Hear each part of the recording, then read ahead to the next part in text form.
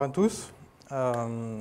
Donc pour ma part, je vais vous présenter ce qu'on va pouvoir faire avec ASP.NET Core pour créer des services dits RESTful et aussi des SPA, quelles sont les nouveautés qui ont été apportées.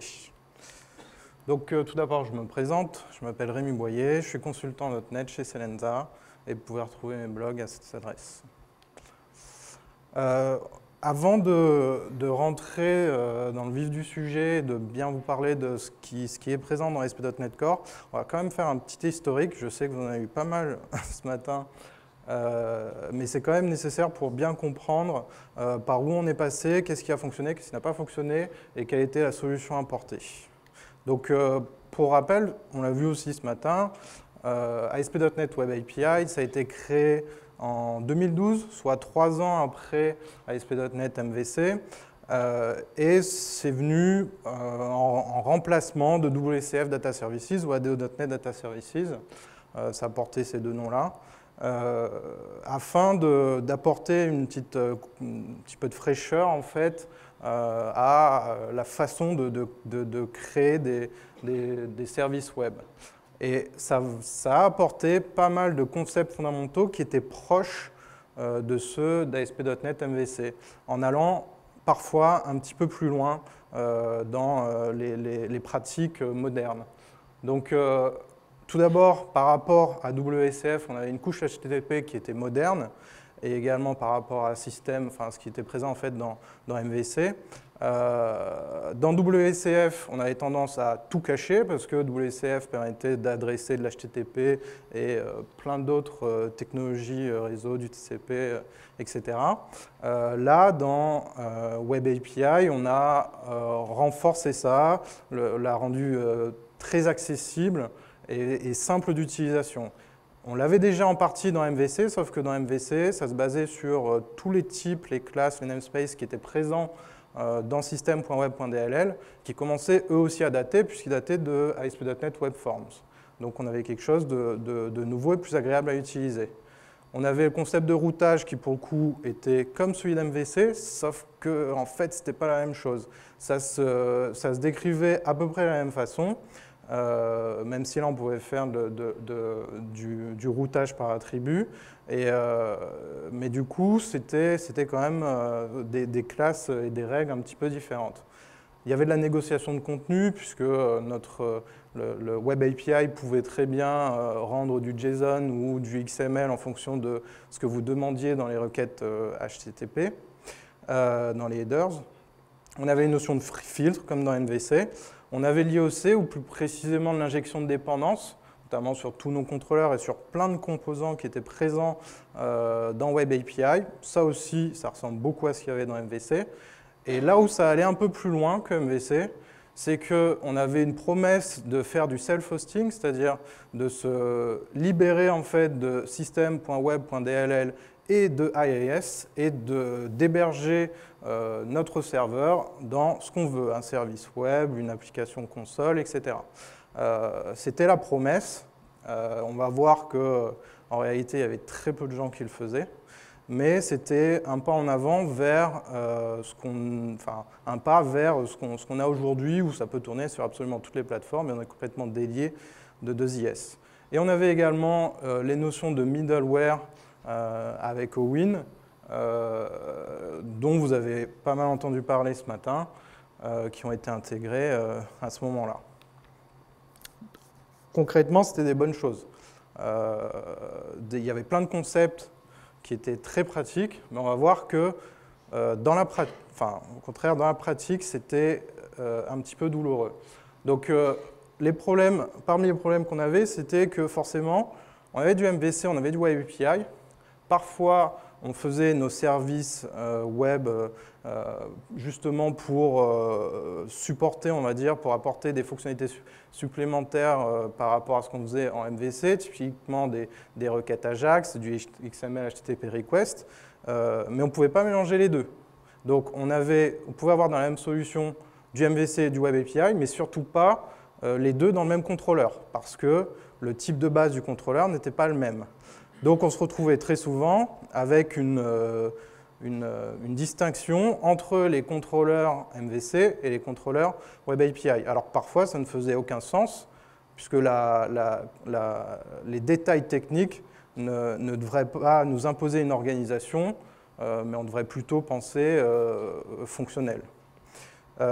Donc, on avait un autre problème, c'est que, étant donné que toutes les classes, enfin une grande partie étaient différentes, on se retrouvait à devoir adapter des codes dits utilitaires, qu'on appelle souvent helpers, dans deux versions différentes. On les avait déjà en MVC. Si vous voulez faire exactement la même chose en Web API, il fallait se taper un nouveau code. Un exemple ici, récupérer un header, ça ne se faisait pas de la même façon. Dans un cas, on passe par un indexer, dans l'autre cas, on a un try-get. Et enfin, le self-hosting, c'était un vœu un peu pieux parce qu'en réalité, quand on crée un nouveau projet dans Visual Studio, automatiquement, il nous ajoutait la DLL Microsoft ASP.NET Web API WebHost qui nous permettait de le lancer dans 2IS et qui, pour le coup, lui, référençait system.web.dll. Le problème de system.web, c'est qu'il est lourd, il a une assez grosse empreinte en mémoire et il a des problèmes de performance. Enfin, il commence à dater, comme toute chose, au bout d'un moment, il faut que ça change. Donc, au final, de bonnes intentions et une réalisation qui aurait pu être bien meilleure. Qu'est-ce qu'on en tire de tout ça? C'est que Web API et Signalair, qui ont été créés à peu près en même temps. Bonjour à tous. Donc pour ma part, je vais vous présenter ce qu'on va pouvoir faire avec ASP.NET Core pour créer des services dits RESTful et aussi des SPA, quelles sont les nouveautés qui ont été apportées. Donc tout d'abord, je me présente, je m'appelle Rémi Boyer, je suis consultant .NET chez Selensa et vous pouvez retrouver mes blogs à cette adresse.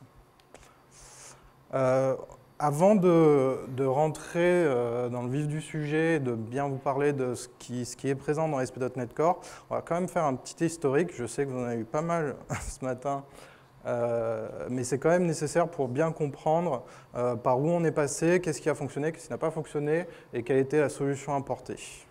Donc, pour rappel, on l'a vu aussi ce matin, ASP.NET Web API, ça a été créé en 2012, soit 3 ans après ASP.NET MVC, et c'est venu en remplacement de WCF Data Services ou ADO.NET Data Services, ça a porté ces deux noms-là, afin d'apporter un petit peu de fraîcheur en fait à la façon de créer des services web. Et ça a apporté pas mal de concepts fondamentaux qui étaient proches de ceux d'ASP.NET MVC, en allant parfois un petit peu plus loin dans les pratiques modernes. Donc, tout d'abord, par rapport à WCF, on avait une couche HTTP qui était moderne, et également par rapport à système, enfin ce qui était présent en fait dans MVC. Dans WCF, on avait tendance à tout cacher parce que WCF permettait d'adresser de l'HTTP et plein d'autres technologies réseau, du TCP, etc. Là, dans Web API, on a renforcé ça, l'a rendu très accessible et simple d'utilisation.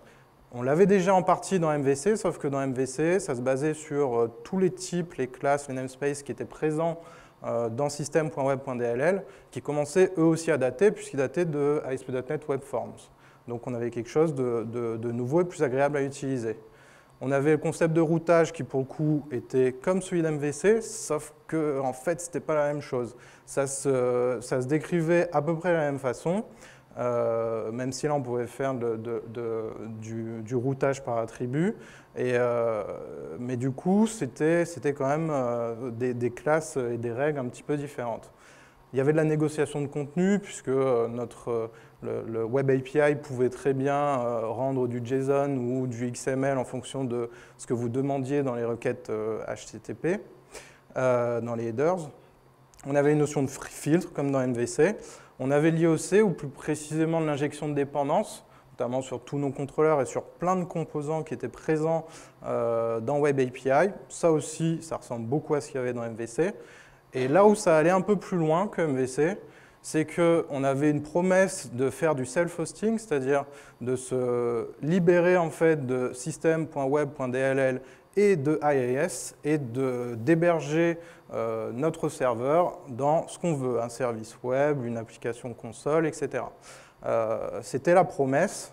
On va voir qu'en réalité, il y avait très peu de gens qui le faisaient. Mais c'était un pas en avant vers un pas vers ce qu'on a aujourd'hui, où ça peut tourner sur absolument toutes les plateformes, et on est complètement délié de 2IS. Et on avait également les notions de middleware avec Owin, dont vous avez pas mal entendu parler ce matin, qui ont été intégrés à ce moment-là. Concrètement, c'était des bonnes choses.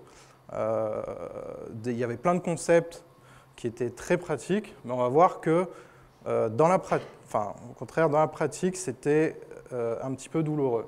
Donc, parmi les problèmes qu'on avait, c'était que forcément, on avait du MVC, on avait du Web API. Parfois, on faisait nos services web justement pour supporter, on va dire, pour apporter des fonctionnalités supplémentaires par rapport à ce qu'on faisait en MVC, typiquement des requêtes Ajax, du XML HTTP request, mais on ne pouvait pas mélanger les deux. Donc on pouvait avoir dans la même solution du MVC et du Web API, mais surtout pas les deux dans le même contrôleur, parce que le type de base du contrôleur n'était pas le même. Donc on se retrouvait très souvent avec une distinction entre les contrôleurs MVC et les contrôleurs Web API. Alors parfois, ça ne faisait aucun sens, puisque les détails techniques ne devraient pas nous imposer une organisation, mais on devrait plutôt penser fonctionnel. Donc, on avait un autre problème, c'est que, étant donné que toutes les classes, enfin une grande partie étaient différentes, on se retrouvait à devoir adapter des codes dits utilitaires, qu'on appelle souvent helpers, dans deux versions différentes. On les avait déjà en MVC. Si vous voulez faire exactement la même chose en Web API, il fallait se taper un nouveau code. Un exemple ici, récupérer un header, ça ne se faisait pas de la même façon. Dans un cas, on passe par un indexeur, dans l'autre cas, on a un try-get. Et enfin, le self-hosting, c'était un vœu un peu pieux parce qu'en réalité, quand on crée un nouveau projet dans Visual Studio, automatiquement, il nous ajoutait la DLL Microsoft ASP.NET Web API WebHost qui nous permettait de le lancer dans 2IS et qui, pour le coup, lui, référençait system.web.dll. Le problème de system.web, c'est qu'il est lourd, il a une assez grosse empreinte en mémoire, et il a des problèmes de performance. Enfin, il commence à dater, comme toute chose, au bout d'un moment, il faut que ça change. Donc, au final, de bonnes intentions et une réalisation qui aurait pu être bien meilleure. Qu'est-ce qu'on en tire de tout ça? C'est que Web API et Signalair, qui ont été créés à peu près en même temps, ont posé les bases de l'ASP.NET de demain, et c'est ce qu'on vous présente aujourd'hui, c'est l'ASP.NET Core. Pardon. Et du coup, maintenant, Web API est intégré à ASP.NET Core. C'est pour ça que la session ne s'appelle pas ASP.NET Web API Core, parce que ça n'existe plus. On a maintenant ASP.NET MVC Core, et c'est avec ça qu'on va faire nos services web qui renverront du contenu HTTP de manière, enfin, en respectant les principes REST. Donc, on va rentrer un petit peu dans le détail avec une première démo qui va être relativement simple. Ça va être de créer un nouveau projet. La souris ne marche pas. Hop.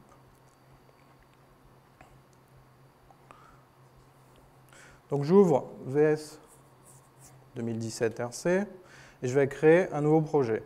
Ça, ce que vous montrez mes collègues ce matin, c'est qu'on a deux types d'applications, ASP.NET Core Web Application pour .NET Core ou pour .NET Framework. Dans notre cas, ça ne change absolument rien. je suis en train de faire une démonstration, je ne fais pas des choix architecturaux. Donc je vais prendre le premier. Et ici, on va pouvoir choisir entre 3 templates, Empty, Web API, on retrouve quand même ce mot-clé, et Web Application. Évidemment, ce qui nous intéresse, c'est Web API, et on va voir quelles sont les différences par rapport à un projet Web Application qu'on vous a montré en fin de matinée. Donc, première chose, il n'y a pas de vue. Enfin, on remarque que le projet, en fait, il y a beaucoup moins de choses, hein, forcément. Vu qu'il n'y a pas d'MVC, il n'y a pas de vue, on a quand même le dossier contrôleur, mais on n'a pas les bundle config, etc. Le 3W route, il est vide. Et on va remarquer quand même, dans le startup, si, hop, je vais essayer de zoomer. Ça devrait aller. Qu'on utilise MVC. D'accord, ce que je vous expliquais. On veut faire des services web, on utilise MVC. Il y a une chose qui diffère par rapport à ce que vous avez vu ce matin, c'est qu'il n'y a pas de configuration de route. Alors que quand on crée un projet MVC, par défaut, c'est décrit ici. C'est pour une raison assez simple, c'est que les routes MVC contiennent la plupart du temps le nom de l'action dans l'URL. Or, cette approche n'est pas du tout REST, et donc on va préférer, lorsqu'on fait des services web, utiliser le routage par attribut. Donc c'est ce qu'on voit là. Il nous a créé un values controller.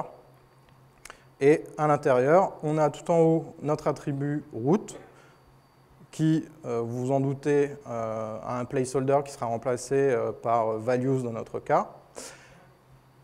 Et ensuite, on va retrouver quelque chose qui est pour le coup très similaire à ce qu'on voyait dans ASP.NET Web API. C'est la description des verbes HTTP qui sont autorisés par les opérations et des types de retours natifs sans avoir à passer par des e-action results qu'on voit la plupart du temps en MVC. Donc là, je pense que ceux qui ont fait du Web API ne sont absolument pas perdus. Lorsqu'on veut définir une route paramétrée, il suffit d'ajouter le nom du paramètre entre accolades et on va pouvoir l'utiliser. Et évidemment, si vous avez d'autres verbes, vous les indiquez toujours en attribut. Il faut penser à mettre from body si vous récupérez le contenu du body, pareil, comme dans Web API. Et évidemment, pour le delete, c'est pareil. Si vous avez des routes un petit peu plus compliquées, ce que vous allez faire généralement, ça arrive parfois, hein, on essaie de respecter le reste, mais il arrive parfois qu'on ait à faire des opérations qui soient, qui ne puissent pas porter le nom d'entité directement. Si par exemple j'ai besoin d'une méthode qui fasse quelque chose de particulier, je vais faire do something ou ce genre de choses, où on va mettre l'ID et on va mettre merge values et on va prendre quelque chose dans le CSV. Enfin, je laisse votre imagination faire le reste. Et ensuite, ça va être de la même façon. Vous la nommez absolument comme vous voulez et vous mettez le paramètre ici. Le routage va beaucoup plus loin. On peut aussi continuer à décrire des contraintes comme on le faisait avant, etc. Le gros avantage, c'est que tout ça, maintenant, ça se fait de la même façon dans MVC et dans Web API. Ensuite, je vais vous parler, c'est la deuxième démo, des types de retours. Alors, ceux-là sont assez simples.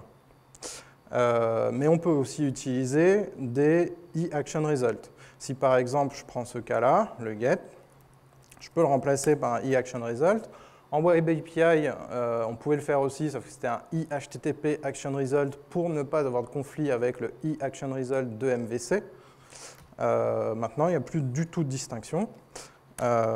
Vous pouvez utiliser toutes les méthodes de retour que vous aviez peut-être l'habitude d'utiliser dans MVC. Si je fais, par exemple, var result égale à, j'en sais rien moi, get entity, et puis vous passez l'ID en paramètre, en imaginant que cette méthode existe, vous pouvez faire if result égale à nul, return not found. Ok, ça, c'est ce qu'on fait en MVC. En API, on pouvait aussi le faire. Maintenant, les deux sont mergés. Il y a une chose qui change un petit peu par rapport à Web API, c'est que si vous voulez renvoyer un résultat comme celui-ci, l'action result, soit vous utilisez la méthode content, qui va simplement prendre votre valeur, la décrire comme étant le contenu, et ensuite c'est la négociation de contenu avec le client, donc en fonction de ce qu'il aura mis dans ses headers HTTP, qui va déterminer s'il va récupérer du JSON, une chaîne pleine, etc. On peut avoir la même chose avec un nouveau type qui s'appelle Object Result. En réalité, Content fait exactement ça. C'est que ça va instancier un Object Result. Donc ça vous permet tout simplement, lorsque vous avez généré le contenu depuis une classe qui n'hérite pas de contrôleur, de pouvoir quand même renvoyer un résultat, tout simplement. Globalement, c'est tout ce que j'ai à présenter sur Web API, parce que en fait, ils ont tellement simplifié les choses qu'il n'y a pas grand-chose à présenter. Et du coup, la deuxième partie de la présentation, ça va être sur ASP.NET JavaScript Services. Donc, on va commencer par parler des SPA. Le sujet en intéresse certains, d'après ce que j'ai entendu ce matin. Et donc, il y a un constat qui est clair, c'est que les SPA ont gagné en popularité ces dernières années. On en voit de plus en plus. Ça attire les développeurs, c'est indéniable. Est-ce que c'est un prétexte qui est bon ou pas pour adopter ces technologies? C'est un vaste sujet. Les frameworks évoluent et émergent sans cesse, sont toujours de plus en plus complets, performants, etc. Qu'est-ce que ça permet une SPA d'exploiter beaucoup plus qu'une application classique, on va dire, les capacités des navigateurs. Donc, forcément, on va essayer, en fait, avec une SPA, de rendre notre application très interactive, comme s'il s'agissait d'une application desktop. Ça va alléger le travail du serveur, puisque généralement, il y aura beaucoup de travail qui sera fait du côté du client, en l'occurrence les navigateurs. On va diminuer un petit peu les appels réseau, parce qu'on va passer par des Web API pour faire nos opérations. Et généralement, les données que le serveur va renvoyer seront beaucoup plus légères qu'une page comme ça qui a été générée à chaque appel. Ce que ça entraîne, forcément, c'est qu'il y a beaucoup plus de code client. En l'occurrence, pour nous, c'est du JavaScript, puisque ça va être ce qui va être compréhensible par tous les navigateurs. Donc, pour ça, pour pouvoir s'adapter, en fait, faire des SPA à grande échelle, il y a plein d'outillages adaptés qui s'est développé ces dernières années, beaucoup qui ont été créés et maintenus par des communautés, d'autres qui sont émises par des sociétés. On peut parler notamment, parce que je ne vais pas pouvoir parler de tout, de Node.js, qui est un runtime JavaScript autonome. C'est comme ça que j'essaie de le décrire. Donc l'idée, c'est que c'est le moteur, c'est un moteur JavaScript, mais qui ne tourne pas dans un navigateur, que vous pouvez lancer en ligne de commande. Donc avec ce genre d'outils, on va pouvoir faire plein de choses, des applis console, des serveurs web, tout ce que vous voulez, au même titre que le .NET Framework. La différence, c'est que tout sera écrit en JavaScript. On a aussi des repositories de packages, des dépôts, donc NPM, pour ne citer que lui, qui, pour ceux qui ne connaissent pas, peut se comparer au NuGet du JavaScript. On aura des task runners, donc des séquenceurs de tâches. Je ne citerai que Grunt, Gulp, Webpack, qui est un peu particulier, qui vont être capables d'exécuter tout un tas de tâches.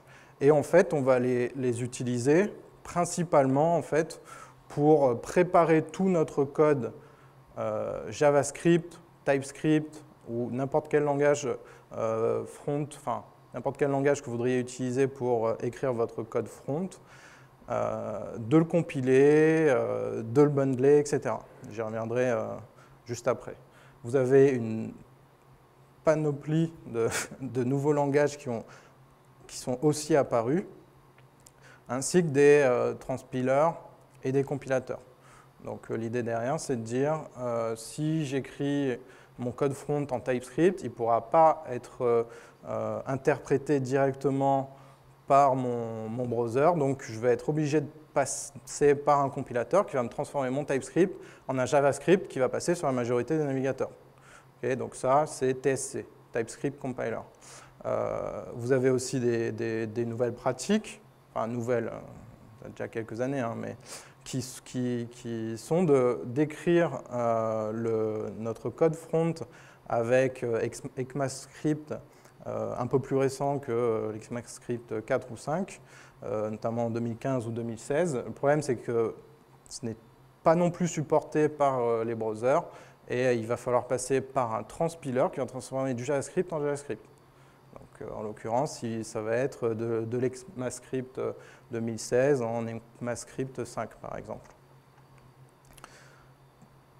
Visual Studio, enfin, ça, ce sont des pratiques qui sont extrêmement répandues.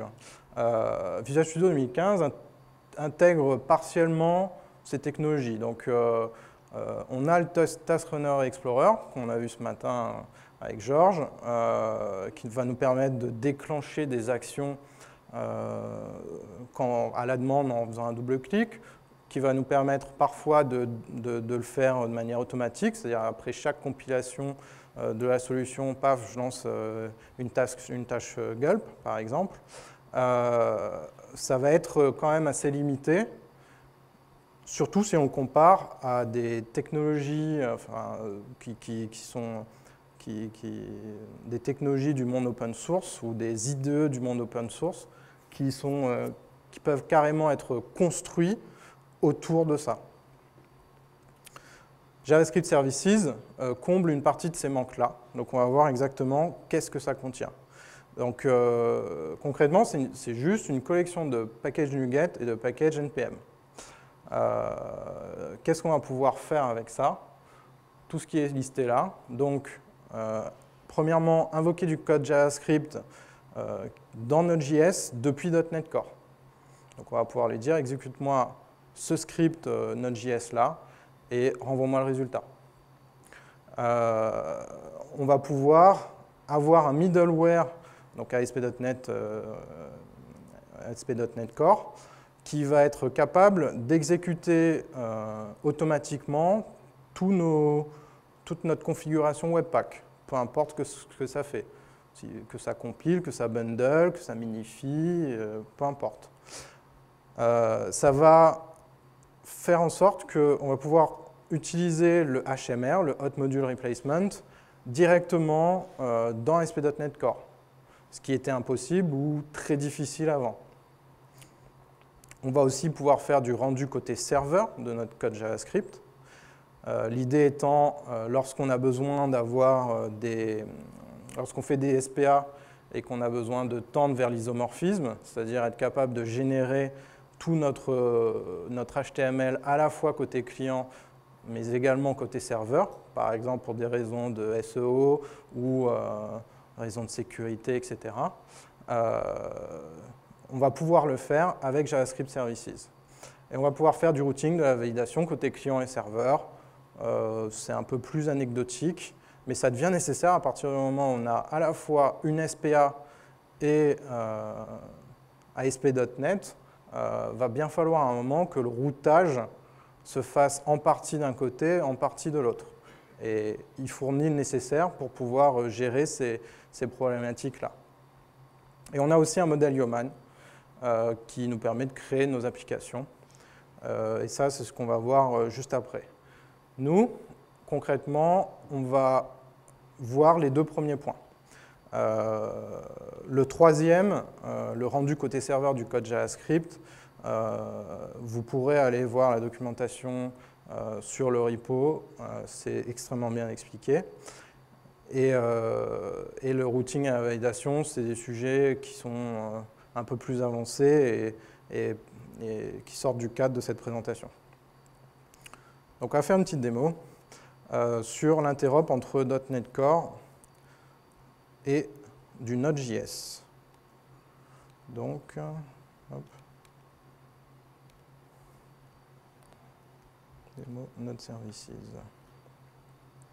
Ça, c'est un des fondements de JavaScript Services, ce qui va lui permettre de faire, ce que je vous montrerai un petit peu plus tard avec le middleware, c'est de dire je vais appeler du code Node.js depuis mon application .NET. Ça peut paraître, j'ai envie de dire inutile, c'est peut-être un mot un peu fort, mais dans le cadre de JavaScript Services, et vu ce qu'il va apporter au niveau de l'expérience de développement, c'est quelque chose qui devient nécessaire.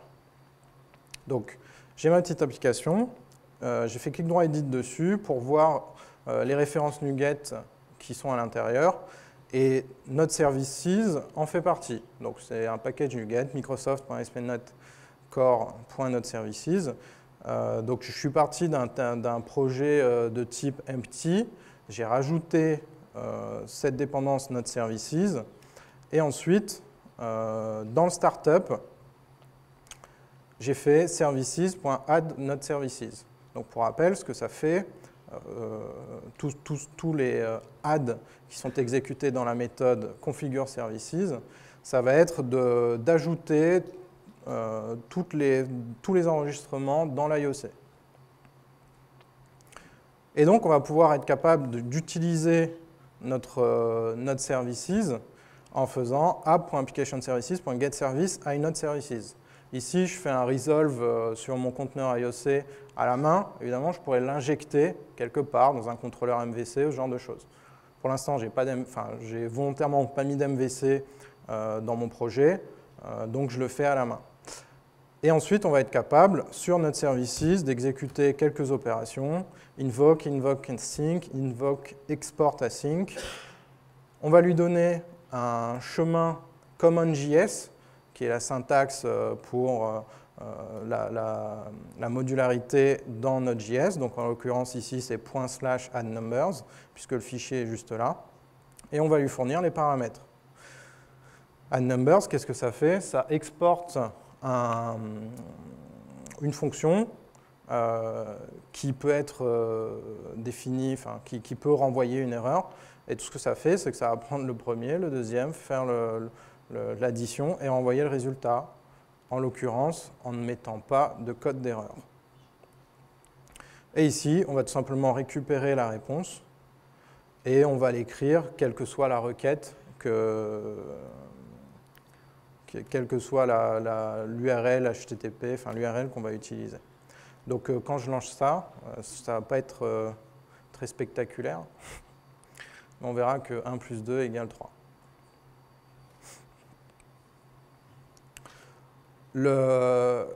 Au-delà on va dire des limites de cette démonstration, on est en train de faire converger deux mondes, enfin de les rendre interopérables.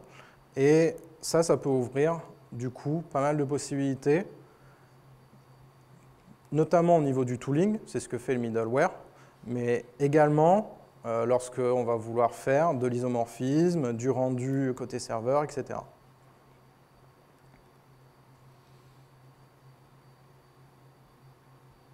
Hop. Donc je vais vous parler rapidement de Webpack. Webpack, c'est à la base un bundler. En réalité, quand on le met dans une application, la plupart du temps, il en fait beaucoup plus. Il va être capable de faire de la compilation de ce qu'on veut. Donc ça peut être du TypeScript, ça peut être du JS moderne, ça peut être du Sass, du Less. Il pourra tout vous faire, vos sprites, vos fonts, tout ce que vous voulez. À partir du moment où les extensions existent, et il y en a énormément, il va être capable de le faire. C'est également un module loader, c'est-à-dire que vous allez pouvoir, lorsque vous allez faire référence à un JS qui a été créé par Webpack, tout simplement charger toutes les dépendances, soit immédiatement parce qu'elles sont dans le fichier, soit lors de leur utilisation avec des requêtes Ajax, si c'est nécessaire. Webpack est de plus en plus utilisé, c'est un mot à la mode, parce qu'il a une approche en fait qui va être un peu plus, comment dire ça, un peu plus impérative que déclarative dans vos fichiers JS. Et donc, vous allez avoir, lorsque vous l'utilisez, un fichier webpack.config.js qui va décrire exactement tout ce que vous allez faire. Et en plus, il vient avec, contrairement à Gulp ou Grunt, où il faut 60 extensions qui viennent de partout pour pouvoir faire un pipeline complet, de compilation, de bundling, de loading. Ici, de base, il a été créé avec énormément d'extensions qui proviennent de la même équipe. Donc ça fait ça donne une certaine logique, ça donne du sens quand on l'utilise, et ça se voit que la cohérence, en fait, elle est gardée. Là où ça peut partir en live quand on utilise d'autres technologies. On a aussi la possibilité, avec Webpack, de faire du HMR.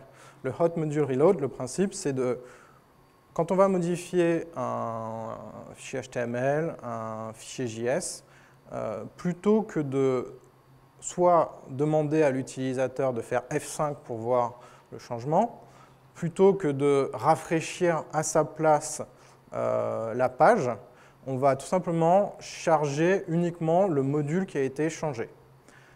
On va le faire de manière transparente et en background.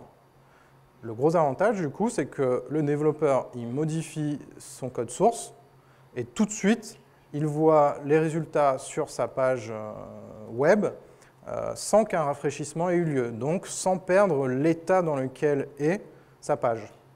Ça, c'est c'est une petite fonctionnalité qui en fait fait gagner pas mal de temps au quotidien et qui est très très agréable pour l'utilisateur à utiliser, pour le développeur. Donc malheureusement, pour que ça fonctionne, il faut le Webpack Dev Server. Il faut bien entendu des technologies front, des frameworks front adaptés. Il y en a plein, hein, mais Angular 2 et React Redux en sont deux qui sont compatibles. Le Webpack Dev Server, qu'est-ce que c'est? C'est un package NPM qui va en fait démarrer un serveur Node qui va délivrer vos fichiers JavaScript. Et il va être capable justement de délivrer des fragments de JavaScript en fonction de ce que vous avez changé dans votre code source. C'est vachement pratique et c'est utilisé à partir du moment où vous faites des SPA avec très peu de serveurs en fait. Malheureusement, quand vous faites de l'ASP.NET, si vous faites votre SPA et que vous l'hébergez dans ASP.NET, ce qu'on fait souvent, parce que du coup, on va pouvoir utiliser middleware, la sécurité et plein d'autres choses, les autorisations, etc. Plein d'autres choses qui seront très pratiques à avoir en ASP.NET. Vous ne pourrez pas en fait à la fois, avoir deux serveurs en fait, à la fois le Webpack Dev Server et ASP.NET Core. JavaScript Services vous permet de le faire. Ce qui se passe en fait, c'est qu'à partir du moment où votre browser va demander un fichier JS qui est créé par Webpack, lorsque le browser va faire appel à ASP.NET Core, le Webpack Dev Middleware, qui est fourni par JavaScript Services, va intercepter cette demande-là. Et plutôt que de servir un fichier statique, va en fait faire appel au runtime Node.js pour effectuer la compilation Webpack. Et une fois que c'est fait, va renvoyer le résultat à l'utilisateur. Le principe, je pense, n'est pas très compliqué. En réalité, c'est assez compliqué à faire parce qu'il faut que Node.js tourne constamment. On ne peut pas se permettre de le fermer et de le réouvrir, ça prendrait trop de temps. Et en plus, on est en train de passer, enfin, il y a de la transition, il y a de l'interop sur pas mal de couches. Et donc, JavaScript Services fournit tous les packages NuGet et tous les packages NPM qui vont vous permettre de faire ça. Et c'est ce qu'on va voir tout de suite. Hop. Donc, pour démontrer ça, je vais utiliser le template Human qui s'appelle ASP.NET Core SPA. Celui-ci va simplement me générer un projet ASP.NET Core entièrement configuré.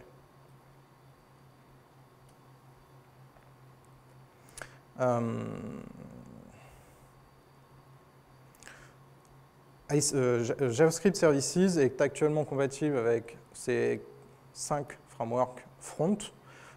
Si on veut pouvoir utiliser du HMR, il faut obligatoirement utiliser Angular 2 ou Aurelia ou React et Redux. Avec React, tout court, on peut l'avoir, mais il n'est pas complet. Je vais choisir React Redux dans notre cas, et je vais choisir le tooling CSproj pour Visual Studio 2017. Je ne vais pas le faire directement parce que ça prend un peu de temps. Il va créer forcément toute la structure de notre projet. Ensuite, il va faire le restore de NuGet, il y en a pas mal. Ensuite, il va faire le restore NPM, il y en a pas mal non plus. Ça prend pas mal de temps, donc je ne vais pas aller jusqu'au bout, simplement. Je vais vous montrer ce que ça donne à la fin. Ça sera plus rapide.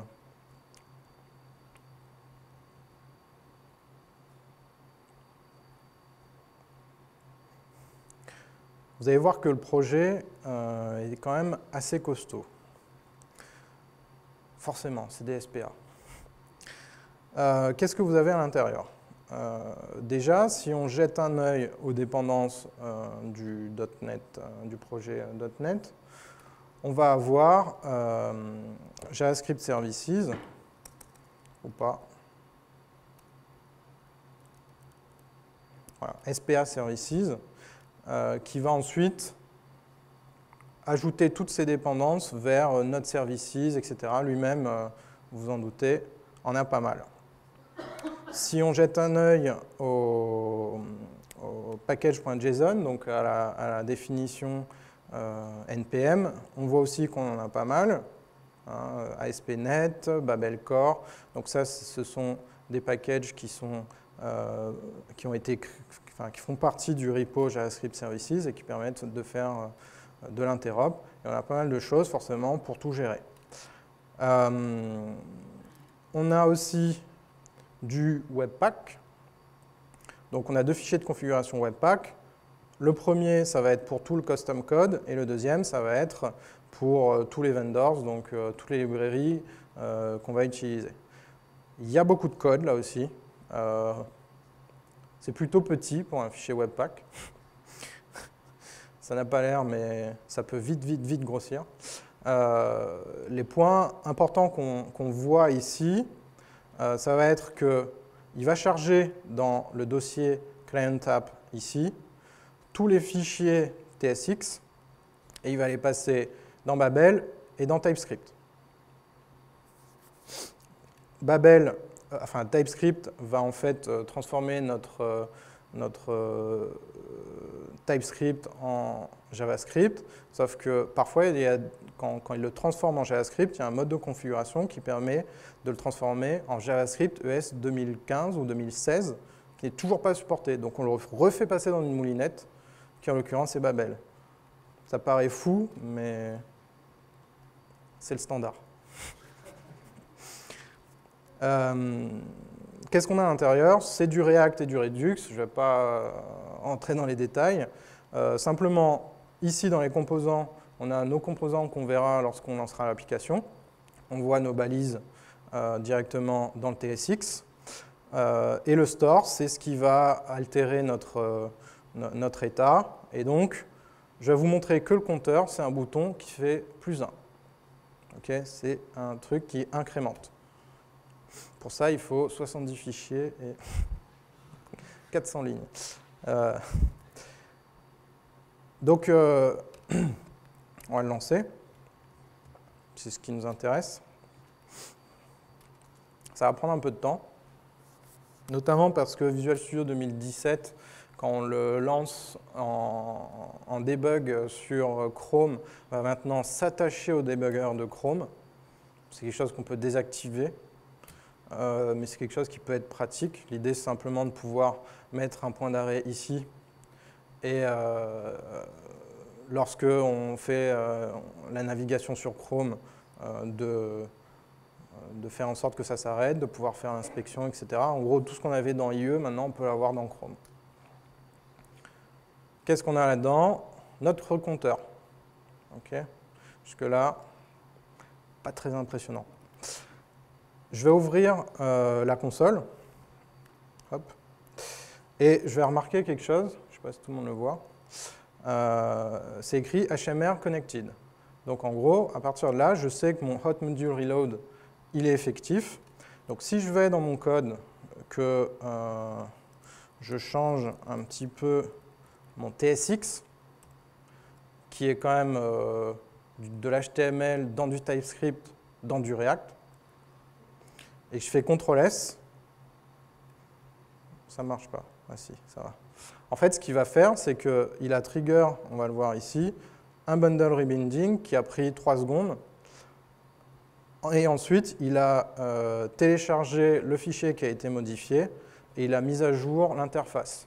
Là où ça devient intéressant, parce que dans l'absolu, si ça avait juste trigger un refresh, ça aurait pu fonctionner, enfin, on aurait été dans le même état que ce qu'on faisait avant, avec le browser link ici ou avec d'autres technologies, c'est qu'il a conservé mon état. J'étais déjà à 2, je suis resté à 2. D'accord ?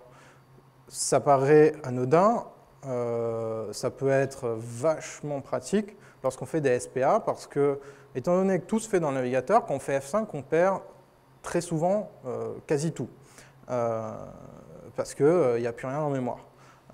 Là, le fait de le conserver, ça va nous permettre, si on a dû cliquer sur 50 boutons avant d'atteindre un état, et que c'est cet élément-là qu'on est en train de modifier, bah, tout simplement de pouvoir modifier le code source et de voir les résultats immédiatement sans avoir à faire F5 et à se retaper les 50 clics. C'est des choses qui sont, dont on n'a pas forcément l'habitude lorsqu'on ne fait pas de SPA, mais qui arrivent en fait fréquemment. Et je peux également modifier mes règles ici. Si je change l'incrément, je le passe à 2. On voit que là, il est en cours de rebuilding. Et il m'a servi le truc. Et quand je clique une fois, voilà, il est passé à 7, puis à 9, puis à 11. Donc on peut mettre à jour nos règles métiers en temps réel et voir le résultat immédiatement. Ce n'est pas excessivement rapide. Hein. 2 secondes pour afficher une mise à jour, ce n'est pas ultra impressionnant. C'est encore en bêta. VS 2017 avec le debugger fait perdre pas mal de temps aussi. Je l'ai déjà essayé dans d'autres conditions et notamment avec un autre PC et ça peut être très très rapide. Le temps de faire la table, il est déjà là. Si vous avez 2 écrans, ça devient très agréable. Donc en plus de ça, avec Visual Studio 2017, vous avez des petits ajouts qui peuvent être sympathiques suivant la façon dont vous aimez travailler lorsque vous faites des SPA. Ici, dans les dependencies, vous voyez maintenant les dépendances NPM. Okay. Donc vous pouvez les explorer comme ça. Ça s'arrête là pour l'instant. Et je pense avoir fait le tour. Est-ce que vous avez des questions ? Merci.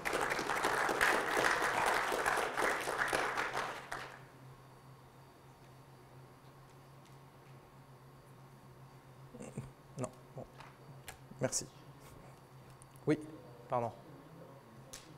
Je suis désolé, je t'entends pas.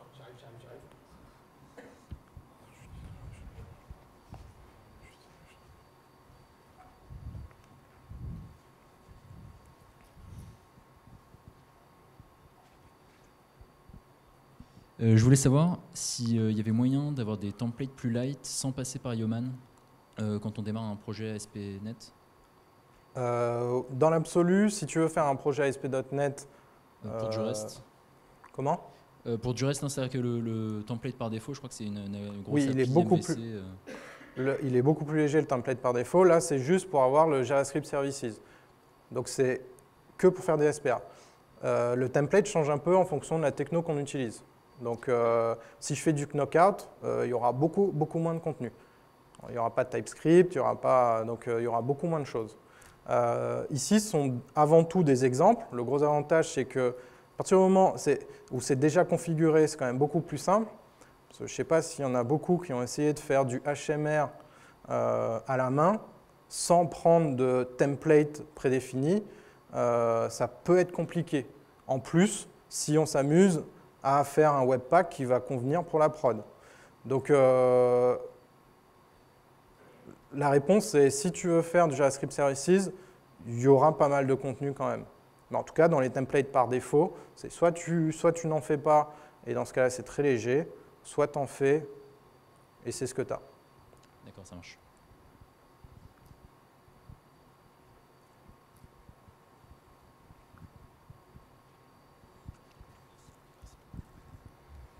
Est-ce que vous avez un exemple de synchronisation de routing entre MVC et une techno SPA type Angular, sachant qu'il y a des cas de figure où ça peut être un peu touchy de synchroniser les deux? J'ai du mal à vous entendre, je suis désolé. Est-ce que vous avez des exemples, un exemple de code de synchronisation de routing entre MVC et Angular? Directement, là, non, pas sur la machine. Après, si on va sur le repo JavaScript Services, il y a des exemples directement. Donc ici, hop, ici, voilà. Pour le routing, il y a des infos. Super, donc, merci. Je peux, je vais pas l'expliquer là, mais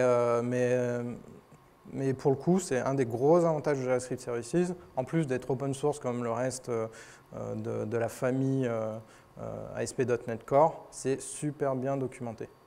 Et c'est un projet jeune, hein, il est encore en bêta. Faites attention si vous l'utilisez quand vous l'utilisez chez vous. Si vous utilisez le middleware Webpack, étant donné que c'est que pour une expérience de développement, vous ne prenez aucun risque, si ce n'est de passer parfois du temps à le débugger parce que ça ne marche pas sur votre machine. C'est ce qui arrive quand vous utilisez des produits en bêta. Par contre, quand vous irez en prod, de toute façon, ce que vous ferez, c'est que vous lancerez le Webpack, je digresse, hein, vous lancerez le Webpack en lui indiquant que vous êtes en environnement de production, et du coup, c'est Webpack qui prend la main. JavaScript Services, dans ce cas-là, quand on va préparer des packages pour la production, ne rentre pas du tout en ligne de compte. D'accord. Je suis allé un peu plus loin que la question. C'est très bien. Merci beaucoup.